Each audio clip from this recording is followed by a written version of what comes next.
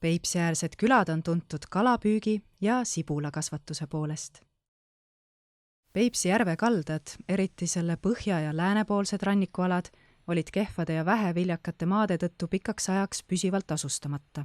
Venemaal 17. sajandil aset leidnud usureform tõi Peipsi järve läänekaldale usupõgenikke, keda tänapäeval nimetatakse vanausulisteks. Vanausulised tõid endaga kaasa aedviljakasvatuse. Kuna Peipsiäärsed alad olid liig niisked ja liivased, kujunes sibulakasvatusest üks peamisi tegevusi. Meil muld on nagu huumuserikas, sellepärast, et vanasti oli see Vanajärve põhi ja järve mudakiht 50-60 sentimeetri. Me teame, et taimeomadused seotud mulla kvaliteetiga, sellepärast ongi ne hinnatud Peipsi sibul. Aktiivsemalt hakkas sibulakasvatus Peipsiäärsetes piirkondades arenema 19. sajandi keskel. Peipsi sibula tuntus kasvas ja Peipsimaa sibulast sai piirkonna tunnustoode. Hiilgeaegadel kasvatati seda 170–180 hektaril. Жили мои родители, и бабушки, и дедушки, все жили здесь. И все, сколько я себя помню, все время мы копаем вот такие грядки и сажаем лук. Tänapäeval on sibulakasvatus Peipsimaal vähenenud. Enamasti kasvatavad seda vanemad inimesed, sest paljud noored on siinsetest küladest lahkunud, kuid just Peipsi sibulast on saanud tuntud pärandkultuuri sort. Sibula kasvatamine kannab edasi esivanemate traditsioone. Mu naine kasvatab juba sibulat umbes 50 aastat. Mina alustasin nii, et aitasin talle. Nüüd kasvatan ise ju. Paarkümmend aastat juba kasvatan. Peipsi sibula kasvatustehnoloogia on osa pärandkultuurist. Sibulat kasvatatakse kõrgpeenardes, sest sibul ei taha liig vett, küll aga niiskust. Kõige raskem töö sibulate kasvatamise juures on peenarde kaevamine. Peenarde vahed on sügavad ja aitavad vähendada üleliigset vett mullas.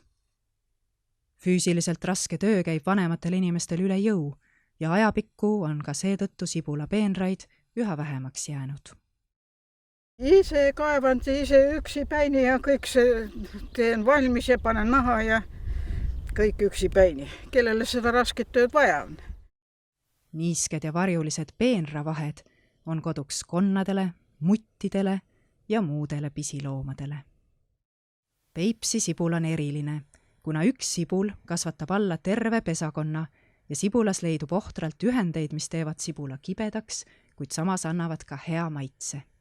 Peipsi sibul sisaldab ka palju suhkruid. Suhkrud aitavad kaasa sibula säilivusele, mistõttu korralikult kuivatatud sibul säilib toa tingimustes uue saagini. Sibula kasvatamine on Peipsi ääres elavatele inimestele oluline. See juurvili on nii mõnegi jaoks vajalik sissetulekuallikas.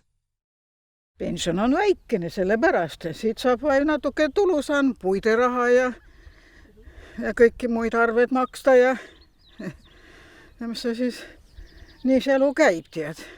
Peipsimaa sibulat on nimetatud ka kohalikuks pärliks. Kuldkollased tippsibulad teevad sügisel meele rõõmsaks nii lastel kui ka aiapidajatel. Põhine sort on Bessonuski, see on kollane peab olema. Nüüd on siis juba selline. Aga nad turistid hakkasid küsima, kus on see selline roosa ja lille selline. Jääd see nii nagu on. Kollased ja punasid ka on, mõned on punased sees, enam jagu ikka kollased. See on see vana Peipsi sibul. Augustist oktoobrini võib Peipsiäärsetes külades näha nii mitmeidki sibulamüüjaid. Pakutakse nii suuri kui ka väikeseid sibulaid. Omamoodi kohalik käsitööoskus on ka sibulate põimimine palmikuteks. Müügihooajal ahvatlevad need oma iluga nii mõndagi möödaminejat. Peipsi sibula kasvatus on pikk protsess. Uue sibulaseemne saamine võtab aega 4 aastat. Igal perel on tavaliselt oma sibulaseeme.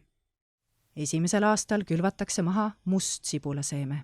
Sellest kasvab tippsibul, mis teisel aastal uuesti maha pannakse.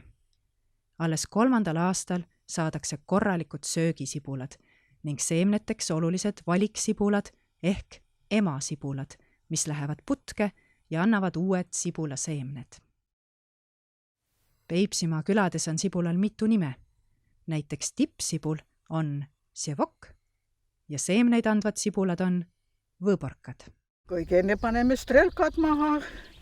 Nüüd mul kasvatan strelkasid kilemajas, seal on nad juba päälissed väljas. Siis saad musta seemne, külvame musta seemne maha, saame tippsibula. Ja siis tippsibulast saame söögisibula. Ja see 4-aastane ring niimoodi käib. Kuidas ära tunda õiget Peipsi sibulat? Selleks tuleb sibul lahti lõigata. Kuna Peipsi sibul on pesasibul, siis suuremal sibulal on näha, mitu uut sibulat ta moodustab. Sibulakasvatus on küll raske töö, kuid samas pakub ka rõõmu.